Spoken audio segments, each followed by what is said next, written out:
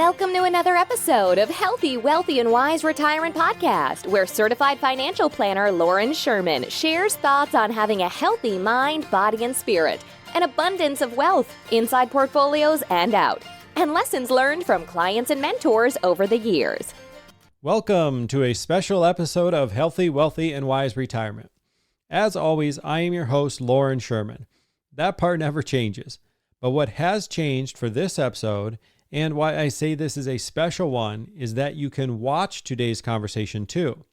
Don't worry if you can't see anything just yet, as I'm just giving you a quick intro before we turn over to video. I know there are a lot of ways in which you can listen to podcasts. Two that come to mind that support video include Spotify and YouTube, but there are probably others out there that I'm not aware of. A lot of people are visual learners, and it's funny, even when it's just a couple of people sitting in front of a microphone, I personally find the conversation easier to follow and I can stick with it longer. So I'm not going to promise that every episode moving forward will be in video format, but that's something I'm playing around with for future episodes. So if you like this one, let me know. And I suppose if you don't get anything extra out of the video, let me know that too. I'm always curious to hear what people are thinking because obviously we don't all think alike. Aside from being video recorded, this is a different type of episode than those I've done in the past for another reason. The tables are turned and I am on the receiving end of questions. I had the opportunity to sit down with Dennis Mattern, who had plenty of questions about our firm, Integrity Wealth Management. Dennis is a lot of fun to talk with and an absolute pro when it comes to the interview process. He has his own podcast show and he's no stranger to the microphone. After sharing this episode with their audience, Dennis and his audio wizard, Jay, were gracious enough to share their video with me. So on today's show, we start off, as we often do, explaining our unique fee structure and how the phrase, "we do well when you do well," can be misleading. We talk about who our firm is a good fit for and what happens if we are not a good fit. We discuss tax planning, the importance of a fiduciary relationship, and if the term fee only is really all that it's cracked up to be. We wrap up by coming full circle back to the topic of fees and how clients can get more excited about the money they save, not only when they see these funds growing in a separate account, but when they are earmarked for something exciting. I hope you enjoy this episode. So without further ado, let's dive in. Hey, welcome to this episode of The Complete Advisor. I wanted to hop on before the conversation started. I wanted to preface it a little bit. Very excited about this conversation because I've been reading in the trade magazines. I see these headlines talking about how different advisors do their fees. Now, the traditional model has always been, I'll charge you a percentage of the assets I manage, assets under management, right? Market goes up, I get a pay raise. Market goes down, I get a pay cut. That makes sense, doesn't it, right, Mr. and Mrs. Client? Well, that's the way it's been for a long time. But there's been conversations out there about subscription models or putting your advisor on retainer, charging on retainer. And that is a conversation that we're going to have today. We're going to talk to Loren Sherman. He is an advisor who has been really kind of zigging when everybody's zagging. And what he's doing is he's giving advice on retainer. Take a listen. Let me know what you think. I'd love to hear your comments.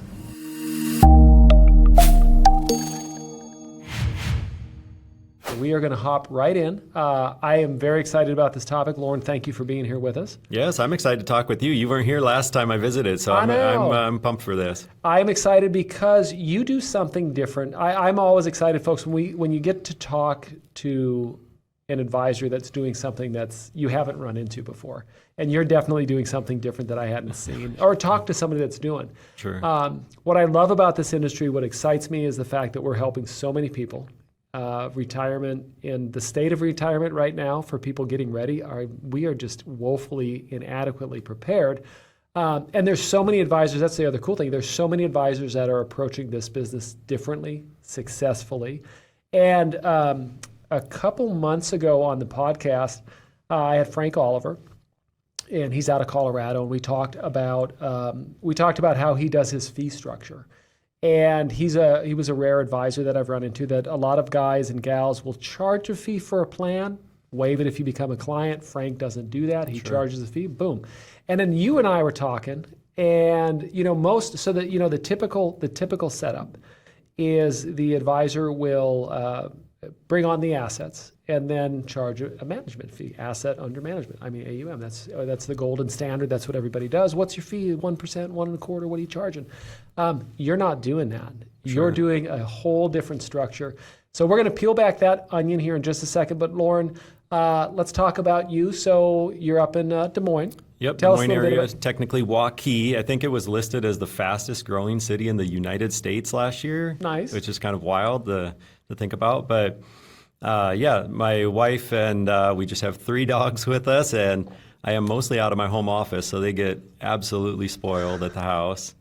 But yeah, we love it until roughly about February comes around. Then it gets a little cold and we get a little tired of the winter. But otherwise, we really love the area. I normally don't date stamp an episode because it takes a little bit to edit, as you know, because you have a great podcast. What's the name of your podcast again? It's Healthy, Wealthy, Wise Retirement. It's a little bit of a mouthful, but I thought that gave me full leeway to speak about just about anything. You've got it all covered. So we little name check there for that. But for obvious, I normally don't like to kind of timestamp an episode. But I will say, so we're of course here in Kansas City. It is the middle of October, and we went from 90 degrees to a cold 50 the other day. So all you folks that were I'm ready for fall, this is your fault. Yep. There's no 70 degrees for 5 weeks. It just goes from A to B. So you got the practice. How long have you been in practice? Oh gosh, let me see. About 5 years, I think. Nice. What were you doing before? Well, I've been in the business. So 2006 or 7, gosh, that's going back a ways. It was when I first got in, and I didn't really know a thing about the financial world. So it was trial by fire, I guess. And nice. And then eventually, I started to see the world through my lens of how I think it should be. I always use the line that I kind of turned the microscope on my own industry, and I didn't like a lot of what I found. And I just thought, why isn't it this way instead of this way? And when I started going down some of those rabbit holes, there wasn't always really an answer. It was kind of, that's the way it's always been done. Yeah. And I just thought that things should be a little bit different. And there are a few other advisors that share some of the same thoughts as I do, and we're in a little bit of a group where we chat together. I don't believe there are any in Iowa from what I know. It's a little hard to search that type of thing, and we'll get into what all that is, but yeah. So you're up there in Des Moines, and that's the north side, isn't it? No, it's kind of right dead center, a little south of Iowa. Yeah. Okay, so you're doing you're a registered guy. Yeah. You're taking on assets.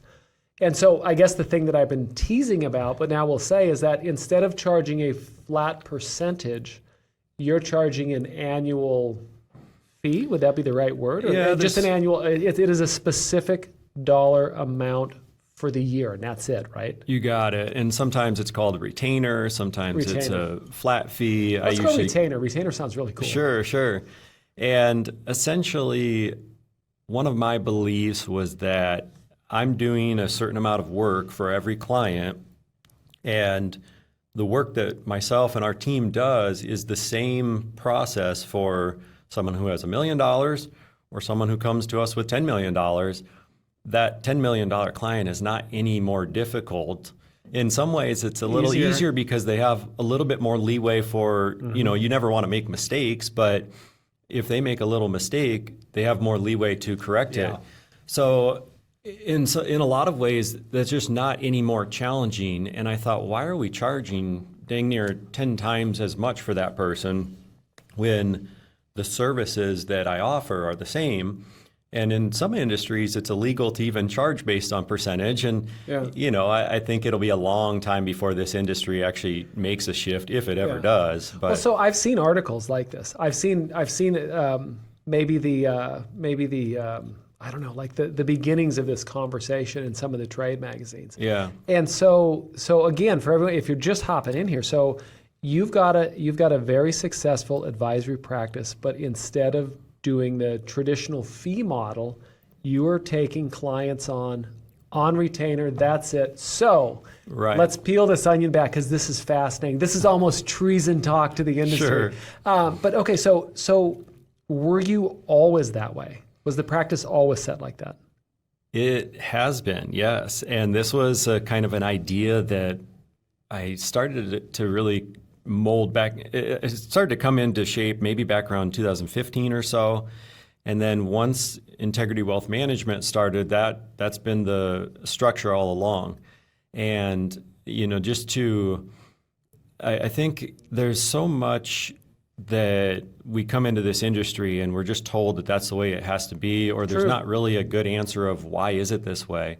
And I've always been I was probably the annoying little second grader in school that would always ask the teacher why questions. And they just say, just do the work. And that's just my personality, is to always question things. And sometimes that makes things a little bit more difficult for myself, but other times it turns over new leaves of different ways to do things. All right, so you're out there talking to clients, prospects. Sure. So let's talk about how has this been received?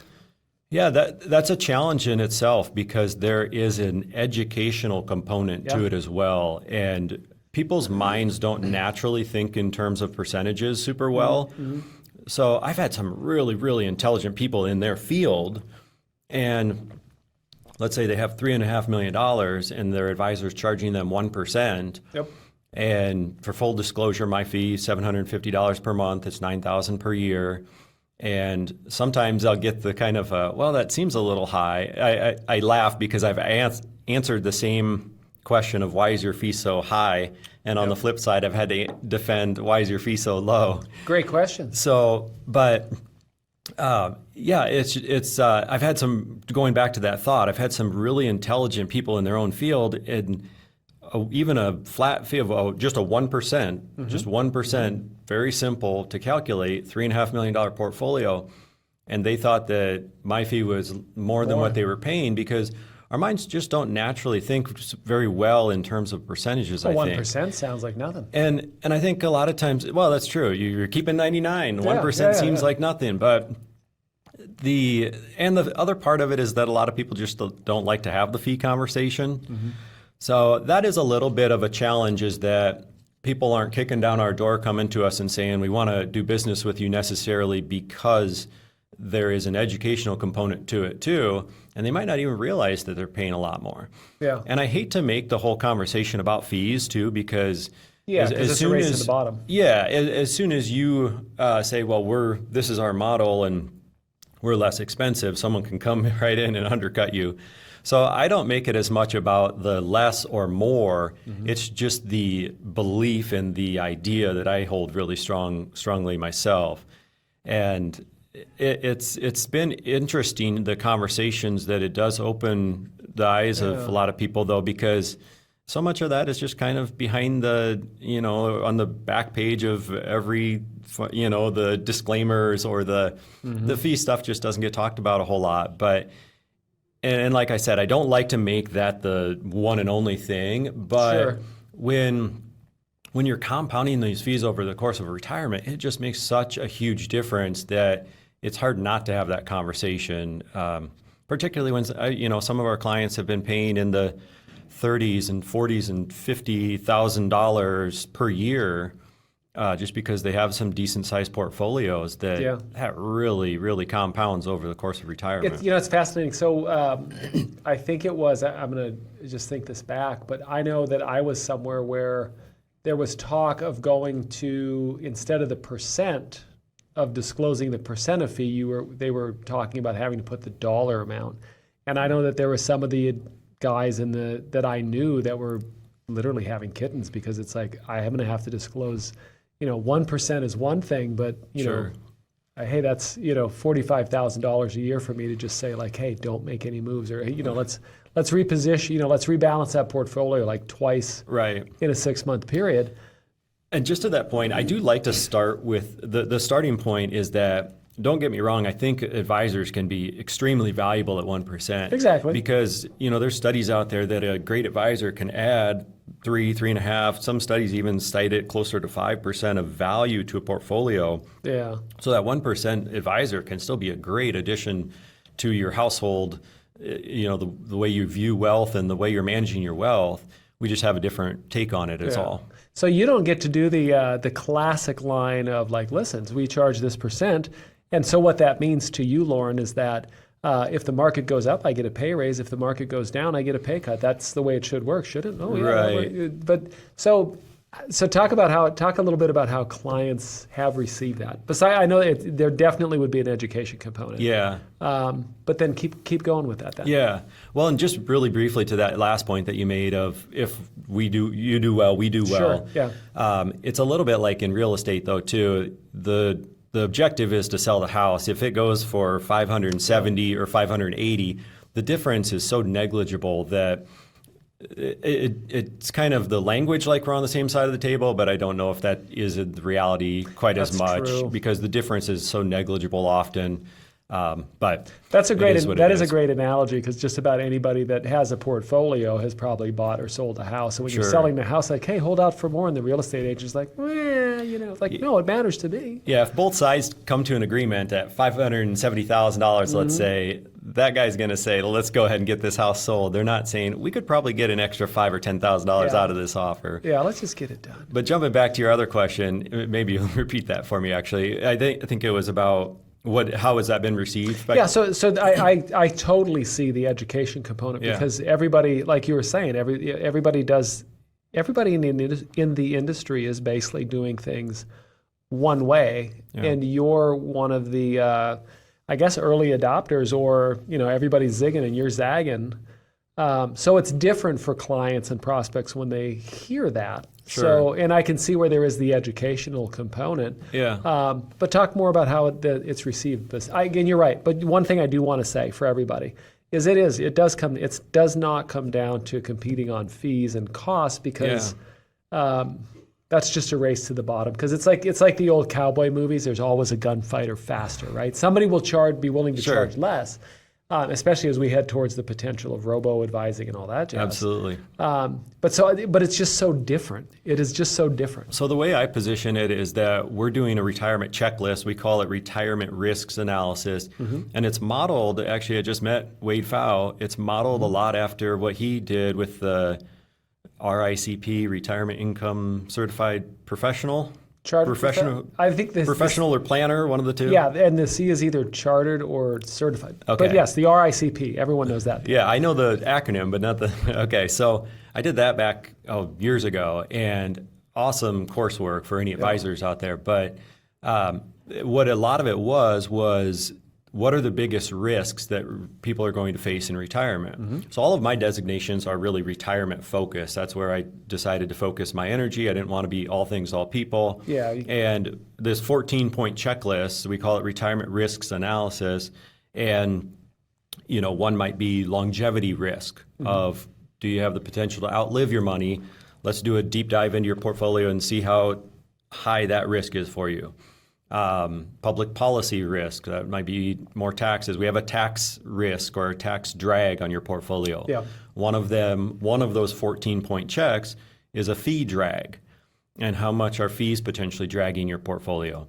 And so it's not the conversation of like, we're different because we have a different type of fee, you should come with us. Yep. It's, hey, this is just one piece on a 14-point checklist that we're doing for you. And to your point, circling all the way back when you mentioned Frank charging for that plan, I've always gone back and forth on that. At this point in time, I'm still not charging for that initial because we're not going to be a great fit for so many people. And I just understand that going in. And I thought, well, maybe it's a little unfair to charge for this if we're just not going to be a great fit because maybe they I don't want to say they don't have enough assets, but at a certain point, our fee just doesn't make sense for people because they could go get that 1% advisor and maybe pay them a lot less if they have a $500,000 portfolio or something like that. So this, in a way, so one thing I could see is that in any situation that you're talking to somebody that already has an advisor, you're creating uncomfortable conversations when they go back.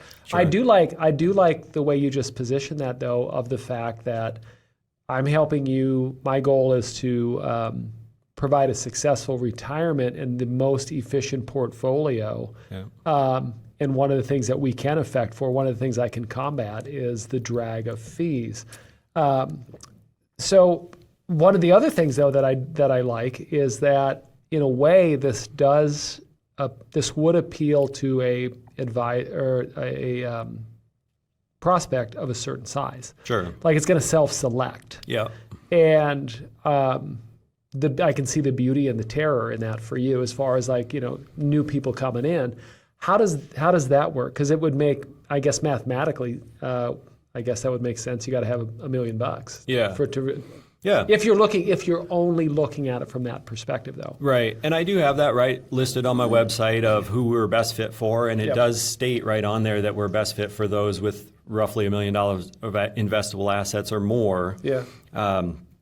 So that is part of it. And I think, my belief is that we were just talking about the 80-20 principle not long ago. Yeah. And I bet in reality it's probably closer to a 90-10 in a lot of cases. And I think so. a lot of advisory firms out there, they probably have their 10 best clients or their 10% best clients that are more or less subsidizing the firm as a whole, because those are the profitable ones. And then they have a lot that maybe are not so profitable.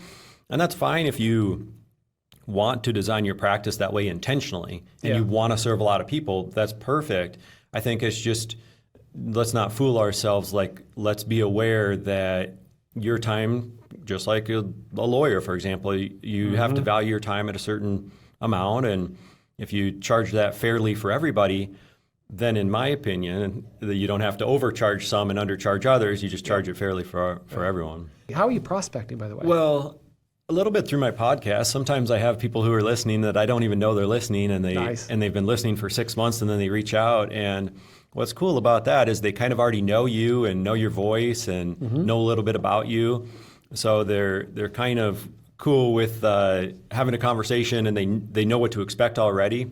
So that's been a fun offshoot, because initially I did the podcast just because a lot of it was, or even started the newsletter was, I keep answering these same questions. I'm going to just try to answer them really well one time so that I can have something intentional that I can direct people to. Somebody asks you a question like, episode 7, leave me alone. Yeah. I just had someone recently reach out, and they said that tax planning was a big concern of them. They were introduction from another client, and right away I was able to send her, I said, hey, I don't want to overwhelm you, but if she seemed to be the type that loved to do some research, is what I gathered from a quick conversation. And I sent her, I said, hey, here's four or five episodes I've already done specifically speaking to tax planning and retirement.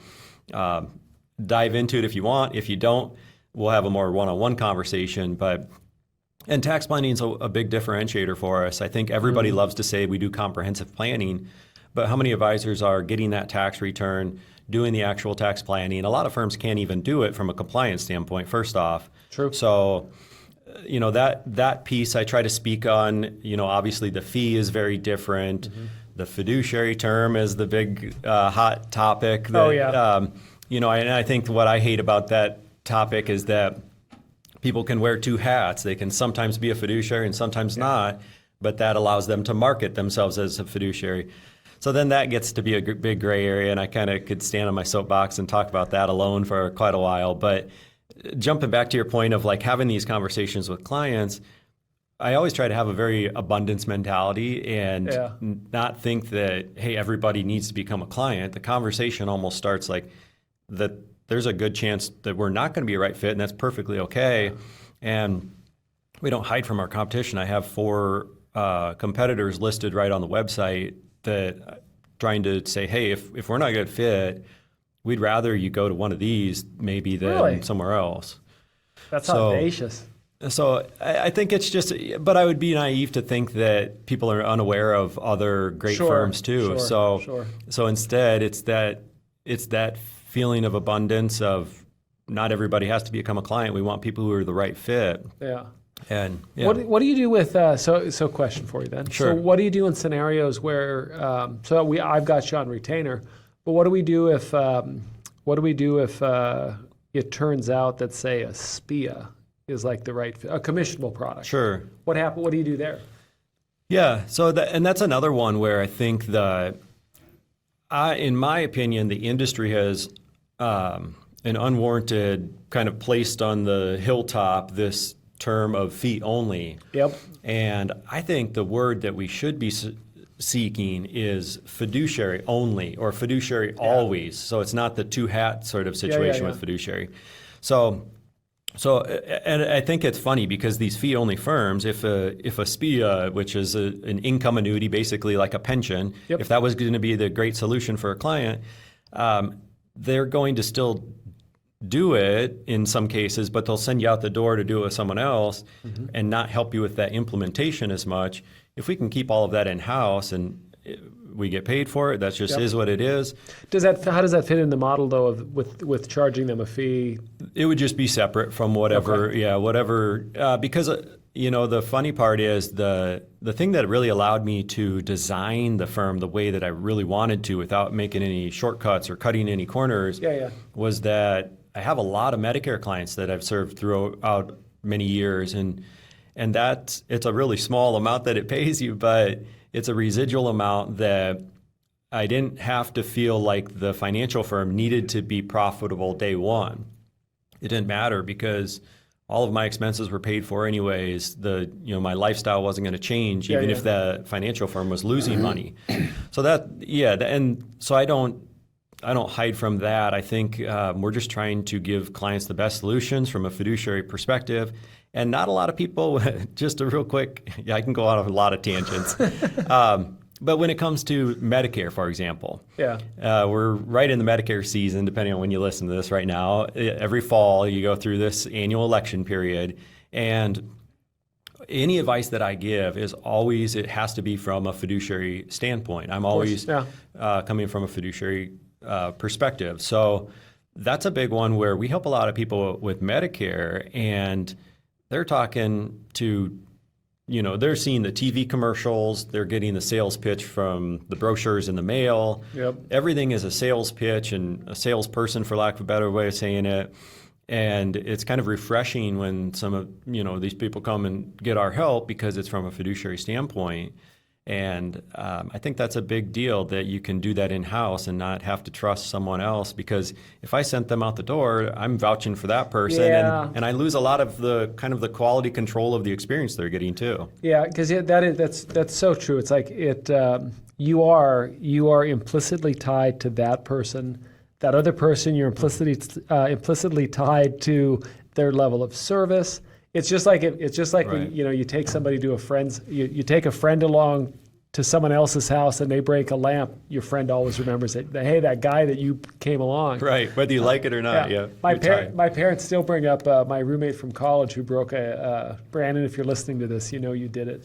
He broke the shower rod in the bathroom, but he put it back together so the next person breathed on it. Oh, and boy. was like, what happened? I don't know what happened. Brandon, that was you, and we all know it in the Mattern house. But that's so true, and that's interesting. That is interesting, taking the commission for a product, because there are some folks that when you talk to them that are on the in the IAR RIA world, that it's almost like we don't do that. That doesn't even, they wouldn't even entertain the product catalog. And we don't sell any mutual funds, investments per se in that nature, because I think that world is outdated. I think the very first podcast episode I ever did was, it posed the question, are we stuck in the 90s? Speaking to how a lot of financial advisors today are still kind of doing a business model of selling these mutual funds and investment funds that have these high expenses, and there's just, in my opinion, I'm not trying to make anybody upset, but there's just no need for it. Whereas in the Medicare world, or an annuity, for example, or life insurance, if that's ever a position that someone needs help with for estate planning or what have you, tax planning, that stuff, whether you try to buy it directly from a carrier or through a person, you're paying the same thing. So there's not an additional cost by going through someone. And you lose that if someone's selling you a mutual fund. That is a direct additional cost. So I think there's some of that too, where I've become okay with some of the insurance stuff that's just a necessity versus some of the funds, because a lot of that can make a portfolio really expensive in a hurry. Let's pivot. I was just thinking about this while you were talking. Let's pivot to the business as a business owner, your practice. That's got to change a little bit on the by knowing you've got the by having the retainer structure. That's got to make for does it make for a little easier P&L planning through the course of the year, your profit and loss and stuff? Is that easier? I would say so, because you know exactly how profitable really every client's going to be. You know, you're not worried about the market going up or down from the standpoint of it affecting your business. Salary, And over time, markets do go up, so I'm kind of giving up some of that profitability that other advisors are maybe capturing. Sure. But like I said, I'm okay with that, and I believe really firmly with the model. And where clients actually really get excited about this is not when I show them, there was one I just reviewed that came to mind, and they didn't even have an advisor. We were just looking at fees within their 401k, a variable annuity that they had purchased, and then they had a bunch of actively managed mutual funds. So we were just looking at the expense ratio, and we added all this up, and we could still save them a fortune, even though they didn't even have an advisor. So we were adding a lot of value there. Yeah. And the 1 year difference, gosh, I mean, it was like 20-some thousand just for 1 year. But where it gets more exciting in the client seat is that you start to compound that, and we say, hey, how old are you going to be in 10 years or 15 years? How old do you have grandkids? How old are they going to be in 10 years or 15 years? And then we start to visualize, and we can even open a separate account with whatever. I typically use Schwab. So we'll open a separate account with Schwab, and we can put those quote unquote saved fees into this separate account and watch that separate account grow. That's when it gets kind of exciting, because we start to tie some of this, because some retirees will tell you, a lot of the people I'm talking with particularly, because they often have millions of dollars, just because those are the people that make the most sense for this fee model. They'll get really excited when you are not tying it to their own retirement, but you're tying it to a first home purchase of their grandkids. Or sending them to college. And that's where you start to see the wheels turn and see.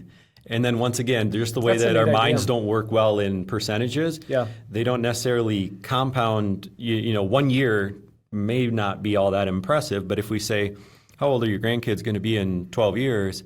And we set that, and we just compound it at a simple 4 or 5%, those numbers can get pretty big, and that's when it gets pretty exciting from their standpoint too. And once again, I hate to make it so much about the fee, but that is just one of the 14 risks that we review, and that does change conversations quite a lot, though. Does it change the structure of how often you meet with someone since they have you on retainer versus the fee, because it's more front and center, maybe? No, well, I guess I don't know all different advisors. If you ask 10 different advisors, maybe how often they talk with their clients would be very different. We're doing, I guess, every 2 weeks, a newsletter goes out with a link to my podcast. So that's one way I'm staying in contact. But then what I found to be effective is that it's sometimes hard for people to see this printout, and it's a one-page color coordinated with these 14 risks. So hopefully they have a lot of green on there, because that means there's not too much going on that they need to improve upon. They might have some yellow that needs a little improvement, or some red that needs some dramatic improvement. And it can be a little overwhelming if they have a bunch of areas to improve. So we found that taking things in bite-sized steps, we get more momentum throughout the year. So we have more. I've built out a service calendar. We have different service calendar topics each month. Sometimes it's about every 2 months. But so everybody's getting the same topic, though. Yeah. So say August, for example, we're doing all of your legal document reviews. Put those in your vault. We have a digital vault. We're going to review those with our legal experts. How about a beneficiary review? I can't tell you how often the beneficiaries get goofed up. Whether it's and sometimes it's something as people. One that is a hot topic that comes up is that people accidentally disinherit their grandkids. And I say that because I did an episode on that way back a long time ago, but.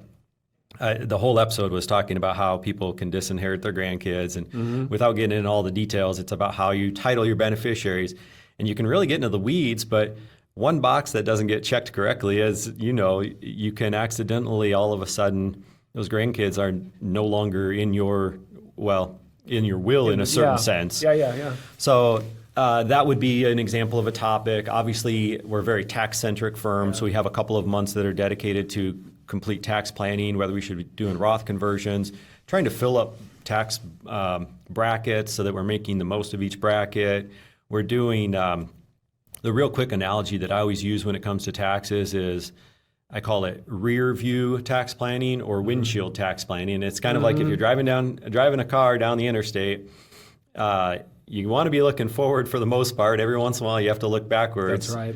And when you meet with your tax attorney, your CPA, most of the time, they're just looking at the last year of what happened. Yep. And that's not to their fault. That's their job. I always think of them as chroniclers of the past. Right. That's their job, is to make sure that the past is documented correctly. It's your job as an advisor. That's a good title. And I think what their job is, too, is to make that last year's tax bill as low as they can. Yep. And my perspective is we want to lower your lifetime tax bill.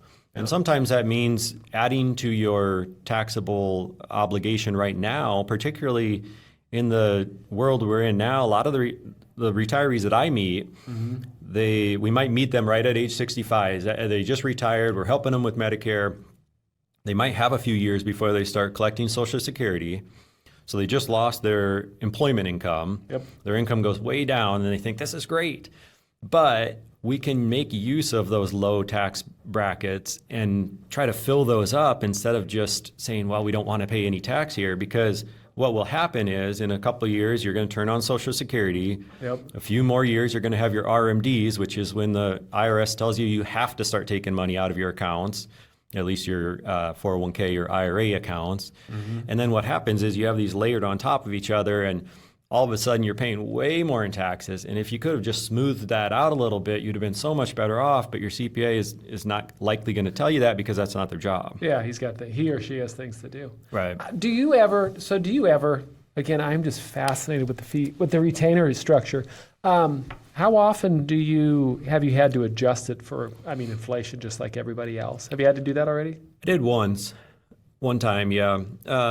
Any resistance? I can't imagine, but. Well, no, because for one, I haven't really done any marketing. So it wasn't like the message was out there and then everybody heard it was changing. Gotcha, what I did, better or worse, I grandfathered clients in. So there wasn't a difficult conversation that we had to have. So yeah. Do you get a lot of I would think that this would very much lend itself to a lot of referral opportunity because it's different. Yeah. I think people do gravitate towards it they'll introduce people to the idea. Or I try to make it easy for people to introduce by just introducing the podcast instead of saying, hey, you have to sit down and have a conversation with this person. Yeah. So there is some of that. And I always chuckle. Sometimes you could be managing $5 million for someone, and they'll be more likely to introduce your neighbor to you if you help them save a couple thousand in Medicare. Yeah. Because everybody likes to talk when they save money, but sometimes it all is depending on your personality. Some people don't really speak about their finances. That's more personal. Sometimes it's a generational thing, but there certainly is some of that, yeah. That's fascinating. I am very curious. We're gonna have to have you on again as time goes through here and have more conversations about this because it's fascinating. I imagine you get a lot of questions when you're at conferences and you kind of shooting the breeze with other advisors. Yeah, it usually starts with a blank stare of like, what is that? And I introduced you to somebody the last couple of days we've been together but fascinating.